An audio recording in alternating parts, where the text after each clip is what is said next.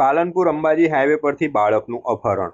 ચોકલેટની લાલચ આપી શ્રમિક બાળકનું કરાયું અપહરણ. આરોપીને ઝડપી લઈ બાળકને સુરક્ષિત રીતે છોડાવતી પોલીસ. સરહદી બનાસકાંઠા જિલ્લાના પાલનપુર અંબાજી હાઈવે પર ધનપુરા પાટિયા નજીકથી એક બાળકના અપહરણની ચકચારી ઘટના સામે આવી હતી.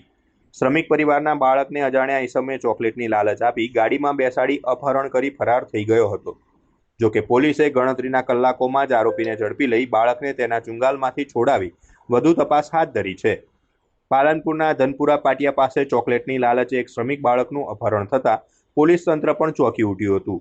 ઘટનાની જાણ થતાં જ પોલીસ તંત્ર દોડતું થયું હતું. એલસીબી અને એસઓજીની ટીમે ઝડપી કાર્યવાહી હાથ ધરી ટેકનિકલ સર્વેલન્સના આધારે આરોપીની શોધખોળ શરૂ કરી હતી. દરમિયાન પોલીસે દાંતાના નારગઢ નજીકથી આરોપી ગાડી ચાલકને ઝડપી પાડ્યો હતો. સાથે જ અપહરણ કરાયેલા બાળકને સુરક્ષિત રીતે છોડાવવામાં પોલીસને સફળતા મળી છે. આ મામલે પોલીસે આરોપીની ધરપકડ કરી વધુ તપાસ હાથ ધરી છે.